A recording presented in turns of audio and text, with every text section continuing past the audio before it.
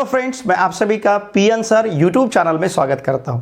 देखिए friends, linear equations इन two variables इस chapter में इसके पहले वीडियो लेक्चर में हमने साइमल्टेनियस लीनियर इक्वेशंस को सॉल्व करने के लिए टू मेथड्स को बहुत ही अच्छी तरह से सीखा है। सबसे पहले हमने एलिमिनेशन मेथड सीखा था, फिर उसके बाद हमने ग्राफिकल मेथड सीखा था। इस वीडियो लेक्चर में हमें डिटर्मिनेंट मेथड या फिर क्रैमर्स रूल, इन मेथड्स को सीखना है साइमल्टेनियस लीनियर इक्वेशंस को सॉल्व करने के लिए। तो इसके लिए हम सबसे पहले डिटर्मिनेंट इस कॉन्सेप्ट को सीखते हैं।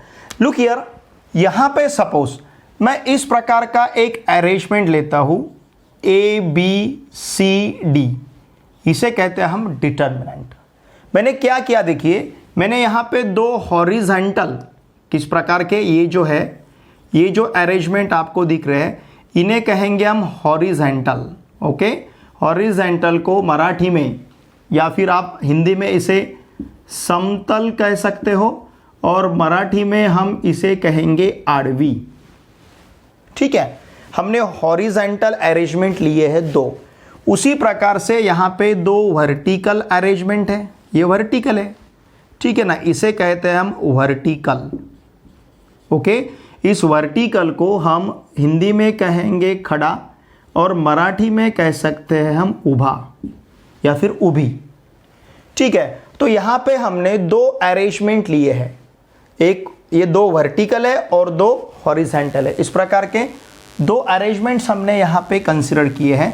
तो ये जो है ए बी सी डी, इसे कहते हैं हम डिटर्मिनेंट।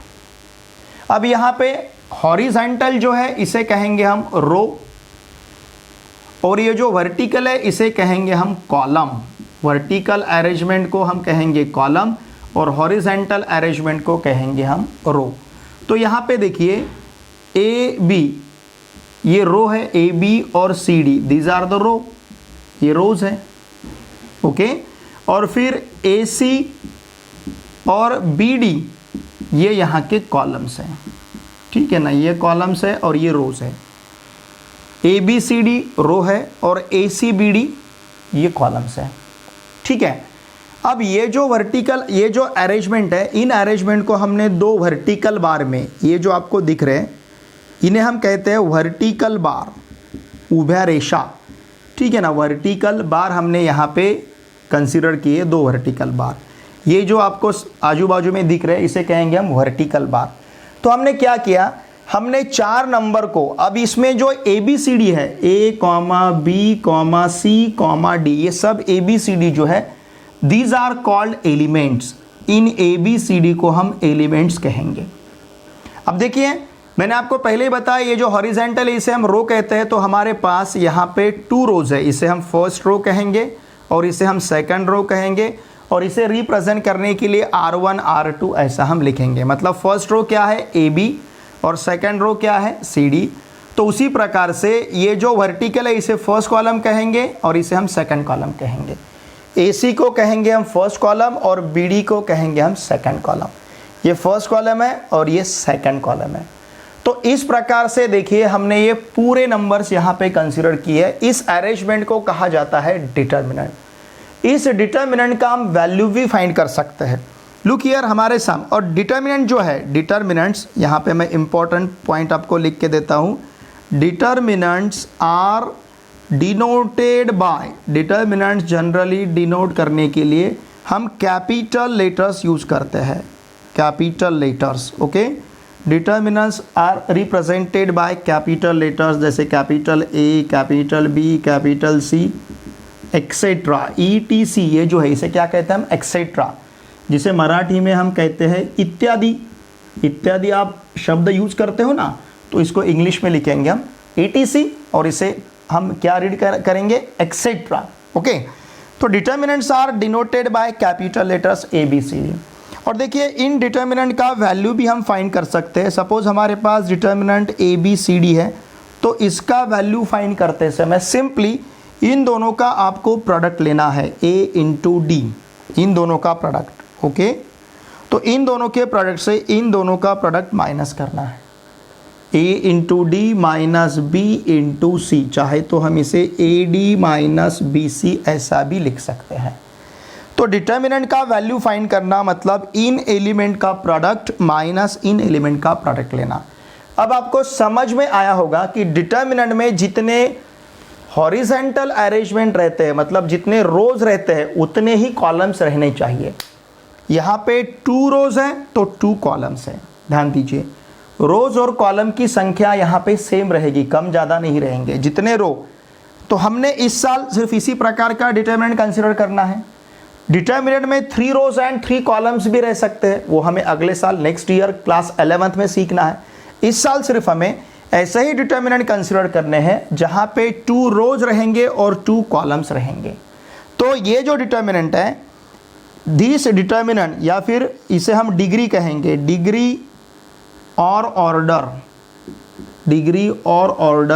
ऑफ अबो डिटर्मिनेंट, ऊपर वाला जो डिटर्मिनेंट है इसमें 2 रोज और 2 कॉलम्स है, इसलिए डिग्री और order of above determinant is 2। ठीक है ना। इसमें जितने रोज या फिर जितने कॉलम्स रहते हैं उसको हम उस डिटर्मिनेंट की डिग्री कहते हैं या फिर ऑर्डर कहते हैं। ओके, तो ये जो डिटर्मिनेंट है, इस डिटर्मिनेंट का डिग्री 2 रहेगा या फिर ऑर्डर 2 रहेगा। तो मैं ऐसे ही डिटर्मिनेंट कंसिडर करने हैं जिन डिटर्मिनेंट का डिग्री 2 रहेगा, मतलब रोज की संख्या 2 रहेगी और कॉलम की संख्या भी 2 रहेगी। तो इस प्रकार से ये जो जितना आवश्यक पार्ट था, कंसेप्ट था डिटर्मिनेंट के लिए, मैंने आपको समझाया। बहुत ही सिंपल कंसेप्ट है, सिर्फ हमें 2 वर्टिकल अरेंजमेंट लेने हैं और 2 हॉरिजेंटल अरेंजमेंट लेने हैं। आपने 2 वर्टिकल अरेंजमेंट लिखे मतलब 2 हॉरिजेंटल अरेंजमेंट आएंगे वहाँ पे। ओके, या फिर 2 हॉरिजेंटल अरेंजमेंट आपने लिखे तो इसका मतलब 2 वर्टिकल अरेंजमेंट आ जाएंगे। तो जहाँ पे रोज और कॉलम की संख्या 2 रहती है तो इस प्रकार का डिटर्मिनेंट हमें कंसिडर करना है। इसे या तो हम डिग्री या फिर ऑर्डर कहते हैं। जितने रोज या फिर जितने कॉलम्स डिटर्मिनेंट में रहते हैं उसे हम उस डिटर्मिनेंट की डिग्री या फिर ऑर्डर कहते हैं। डिग्री और order of above determinant is 2। इस डिटर्मिनेंट की डिग्री 2 है। क्यों? क्योंकि इसमें 2 रोज है या फिर 2 कॉलम्स है। इसकी ऑर्डर 2 है। क्यों? क्योंकि इसमें 2 रोज है या फिर 2 कॉलम्स है। अब इन डिटर्मिनेंट की हमें वैल्यू फाइंड करनी है। ओके, देखिए सॉल्व एग्जाम्पल आपके टेक्स्ट बुक में, मैं यहाँ पे इसे सॉल्व करता हूँ, आपको समझ में आएगा कि वैल्यू हम किस प्रकार से फाइंड करते हैं। जैसे क्वेश्चन नंबर 1 में जो डिटर्मिनेंट ए, मैंने आपको सबसे पहले लिख के दिया यहाँ पे, determinants are denoted by capital letters. पहले लिख के लिया हमने। डिटर्मिनेंट को जनरली डिनोट करने के लिए हम कैपिटल लेटर्स यूज करेंगे और डिटर्मिनेंट के अंदर जो संख्या रहेगी उसे हम डिटर्मिनेंट के एलिमेंट्स कहेंगे। तो ये डिटर्मिनेंट ए ऑर्डर 2 का है या फिर डिग्री 2 का है, 5 3 7 9।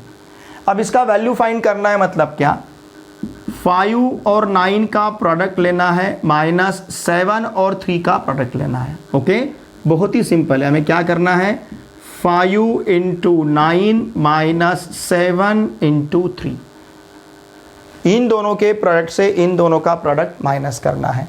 लुक हियर, 5 इंटू 9 मतलब ये 45 रहेगा, 7 इंटू 3 मतलब ये 21 रहेगा, इक्वल्स टू हमें मिलेगा 24। तो डिटर्मिनेंट ए का वैल्यू कितना है, 24। उसी प्रकार से क्वेश्चन नंबर 2 में डिटर्मिनेंट एन दिया है, इसका फर्स्ट रो है -8 -3 और सेकंड रो है 2 4। इसे हम रो कहते हैं और इसे हम कॉलम कहते हैं। इसका फर्स्ट कॉलम क्या है, -8 2 और सेकंड कॉलम क्या है, -3 4। जो खड़ा है, जो खड़ा दिखता है, जैसे हम हमारे घर की दीवार खड़ी होती है तो उसे हम क्या कहेंगे, उसे कहेंगे हम कॉलम। और हमारे घर का जो छत होता है वो आड़ा होता है, हॉरिजॉन्टल होता है, उसे कहेंगे हम रो। हमारे घर में जो दीवारें रहेंगी उसे हम कॉलम कहेंगे। हमारे घर का जो छत रहेगा उसे हम रो कहेंगे। ठीक है ना। तो इस प्रकार से आपको याद रखना है, जो हॉरिजॉन्टल है उसे रो कहना है, जो वर्टिकल है उसे कॉलम कहना है। अब इन दोनों के प्रोडक्ट से, मतलब -8 इंटू 4 -2 इंटू -3, इन दोनों के प्रोडक्ट से इन दोनों का प्रोडक्ट माइनस करना है। Minus into 4 is -32। अब ये -2 इंटू -3 इट विल बी -6। समझ रहे ना आप। देखिए -32 माइनस ऑफ 6, क्योंकि इन दोनों का प्रोडक्ट हमें -6 मिलेगा। Now it will B -32 plus 6, minus into minus plus, -32 plus 6 मतलब -32 से हमें 6 को माइनस करना है। तो ये हमारे पास -32 में 6 को ऐड करना है तो ये रहेगा हमारे पास -26। ओके, -32 में 6 को ऐड करना है, मतलब 32 से 6 को माइनस करना है और ग्रेटर नंबर का साइन यूज करना है, तो ये -26 रहेगा। ओके, अब इसके बाद लुक हियर, ध्यान दीजिए, जो थर्ड नंबर का है b इक्वल्स टू, इसका फर्स्ट रो है 2√39 और सेकंड रो है 2/3√3। इस प्रकार से इस डिटर्मिनेंट को हमें सॉल्व करना है। वेरी सिंपल, हम इन दोनों के प्रोडक्ट से, मतलब 2√3 से 3√3 को माइनस करेंगे, मल्टीप्लाई करेंगे। 2√3 से 3√3 को मल्टीप्लाई करेंगे, -2 से 9 को मल्टीप्लाई करेंगे। 2√3 से 3√3 को मल्टीप्लाई करना है और 2 से 9 को मल्टीप्लाई करना है। अब देखिए, इन दोनों का प्रोडक्ट लेना है, मतलब 2 और 3 का प्रोडक्ट लेंगे हम तो ये 6 हो जाएगा। √3 और √3 का प्रोडक्ट लेंगे तो ये √9 बनेगा। 6 √9 माइनस ये रहेगा 2 × 9 मतलब 18। समझ रहे ना आप? Now this is equals to 6 × √9 मतलब 3। 9 का स्क्वायर रूट क्या रहेगा? 3 -18। Now 6 × 3 is 18। 18 - 18 और 18 - 18 इक्वल टू क्या मिलेगा? 0। तो देखिए यहाँ पे डिटर्मिनेंट b का वैल्यू हमें 0 मिला है, यहाँ पे डिटर्मिनेंट n का वैल्यू 26 था और यहाँ पे डिटर्मिनेंट a का वैल्यू हमें 24 मिला है। डिटर्मिनेंट a का वैल्यू 24, डिटर्मिनेंट n का वैल्यू -26 और डिटर्मिनेंट b का वैल्यू 0। तो इस प्रकार से डिटर्मिनेंट को हमें सॉल्व करना है, क्योंकि इन डिटर्मिनेंट को हमें, ध्यान दीजिए, साइमल्टेनियस लीनियर इक्वेशंस को सॉल्व करने के लिए यूज़ करना है, जिसे हम क्रैमर्स रूल कहेंगे या फिर डिटर्मिनेंट मेथड कहेंगे। क्यों डिटर्मिनेंट मेथड कहना है? क्योंकि वहाँ पे हम डिटर्मिनेंट यूज़ करेंगे लीनियर इक्वेशंस को सॉल्व करने के लिए, इसलिए उसे कहेंगे हम डिटर्मिनेंट मेथड या फिर क्रैमर्स रूल। मुझे लगता है अब डिटर्मिनेंट कंसेप्ट आपको समझ आया होगा ठीक तरह से। फिर डिटर्मिनेंट को किस प्रकार से उसका वैल्यू फाइंड करते हैं, या फिर उसे किस प्रकार से एक्सपांड करते हैं, या फिर उसे किस प्रकार से इवेल्युएट करते हैं, उसका वैल्यू किस प्रकार से फाइंड करते हैं, किस प्रकार से निकालते हैं, शायद ये आपको अब पता चल, ये शायद मतलब अब आपको समझ में आया। 100% आपको ये बात समझ में आई है।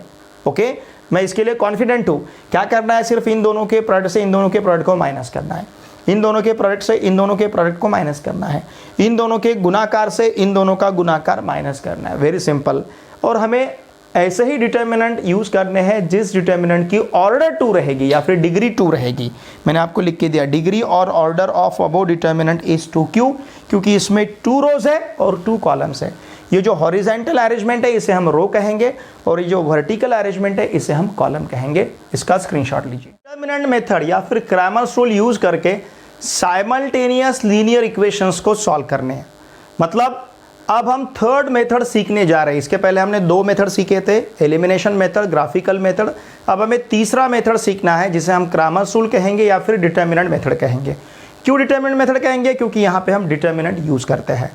अब ये क्रैमर्स रूल क्यों कहना है? क्योंकि जो स्विस मैथमेटिशियन थे, देखिए यहाँ पे नाम लिखा है मैंने, गैब्रियल क्रैमर।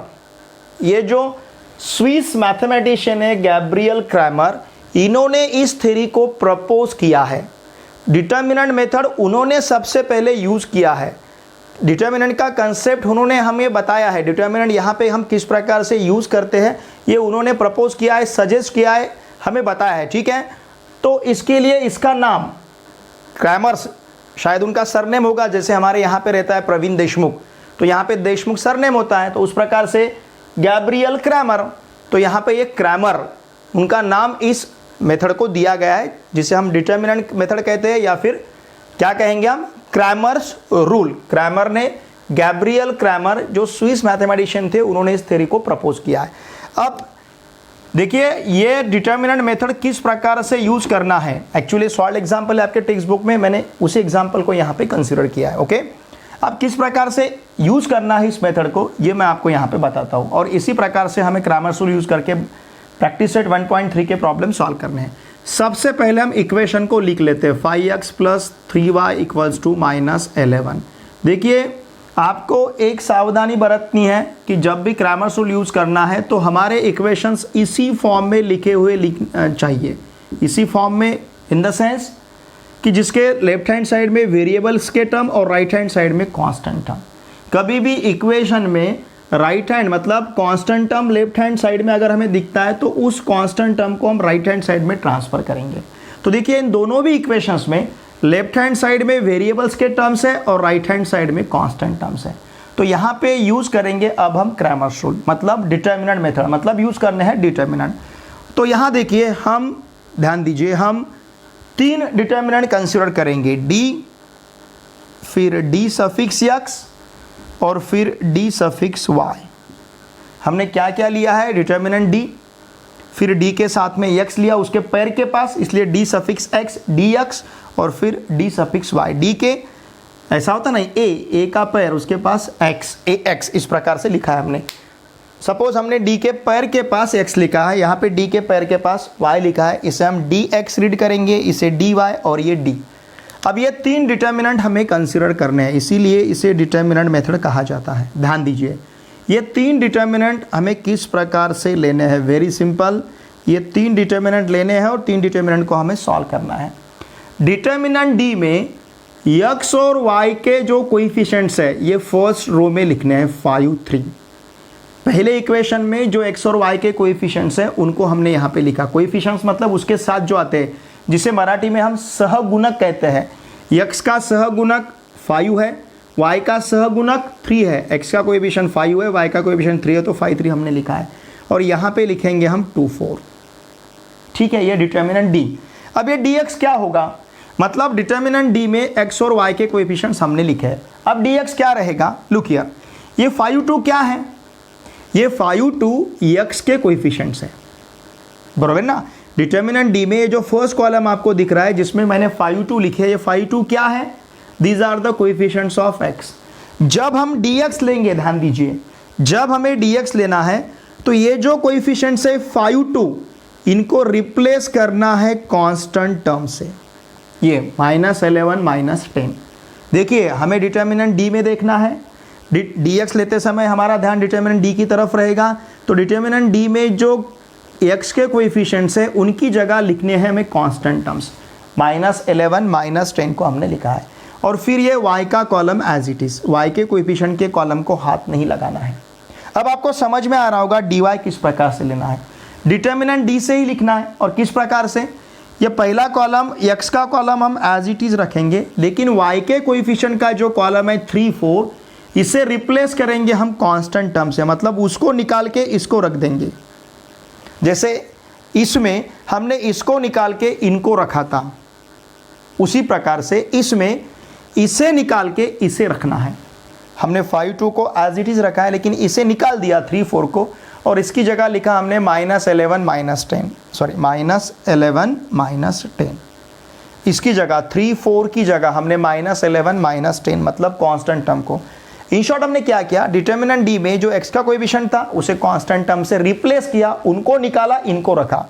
dy में ये जो d था, इसमें जो y का कोएफिशिएंट था उनको निकाल दिया और इनको सब्स्टिट्यूट किया, कांस्टेंट टर्म को सब्स्टिट्यूट किया। इस प्रकार से डिटर्मिनेंट d, dx और dy।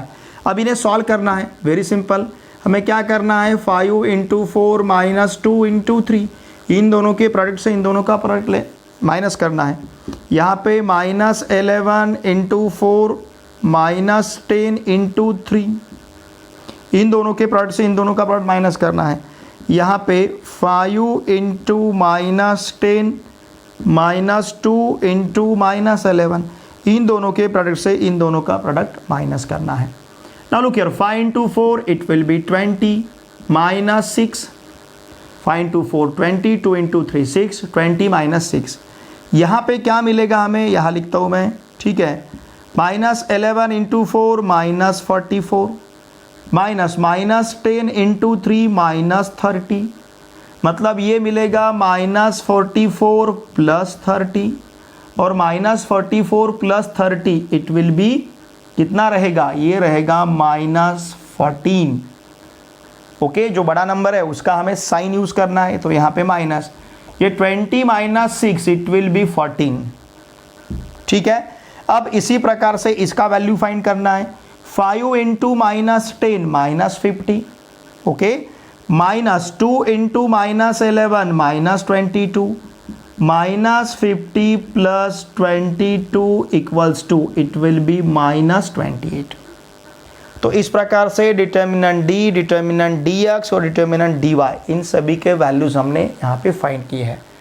Now x equals to, देखिए x इक्वल्स टू हमें लेना है D x upon D, okay, और y इक्वल्स टू लेना है हमें डी वाई अपॉन डी। हम यहाँ पे देखिए यूज कर रहे हैं क्या, क्रैमर्स रूल, ठीक है ना। हम क्या यूज कर रहे हैं, क्रैमर्स रूल। हमने डी फाइंड किया, डी एक्स फाइंड किया, डी वाई फाइंड किया, फिर हमें x का वैल्यू फाइंड करना है। x का वैल्यू क्या लेना है, डी एक्स अपॉन डी, और y का value d y upon d. Now x equals to, value substitute कीजिए। What is d x, d x is -14 upon d, d is +14। Similarly y equals to, what is d y, -28 upon 14। तो इस प्रकार से देखिए हमें x का value क्या मिलेगा, -1, और y का वैल्यू हमारे पास क्या रहेगा, -2। 14 1 जा 14, 14 2 जा 28, तो x का वैल्यू -1, y का value -2। Therefore look here, the solution set या फिर सॉल्यूशन इज, क्या रहेगा solution, x, y, it will B -1, -2। चाहे तो आप वेरीफाई भी कर सकते हो, हमने जो आंसर यहाँ पे फाइंड किया है ये आंसर हमारा सही है या नहीं, आप इसे वेरिफिकेशन में ले सकते हो। देखिए बहुत ही इजी मेथड है। मुझे तो ऐसा लगता है कि आपने जो पहले 2 मेथड्स यूज़ किए, ग्राफिकल मेथड और एलिमिनेशन मेथड, इन दोनों भी मेथड से आपको ये मेथड बहुत इजी लग रहा होगा, ठीक है। हम दोनों भी इक्वेशन को सॉल्व करते हैं। जैसे पहले इक्वेशन का अगर हमने LHS लिया है 5x + 3y, सॉल्व करते हैं मतलब वेरीफाई करते हैं, ओके। तो यहाँ पे 5 × -1 + 3 × -2, तो 5 × -1 -5, 3 × -2 -6, -5 -6 -11, और ये यहाँ का RHS है, मतलब पहला इक्वेशन यहाँ पे सेटिस्फाई हो रहा है, ओके। अब दूसरे इक्वेशन को देखिए, दूसरे इक्वेशन का LHS ले लीजिए। दूसरे इक्वेशन का LHS क्या है, 2x + 4y, ओके। यहाँ पे चलिए वैल्यू रखते हैं 2 × -1 + 4 × -2, 2 × -1 इज -2, 4 × -2 इज -8, प्लस × -8 तो ये -2 -8 इट विल बी -10, और यही यहाँ का RHS है। मतलब x और y के जो वैल्यूज़ हमने फाइंड किए, ये दोनों भी वैल्यूज़ दोनों भी इक्वेशन को सेटिस्फाई कर रहे हैं। इसका मतलब हमने जो आंसर फाइंड किया ये आंसर हमारा सही है। तो इस प्रकार से हम क्रैमर्स रूल यूज़ करेंगे साइमल्टेनियस इक्वेशंस को सॉल्व करने के लिए। इसका स्क्रीनशॉट लीजिए।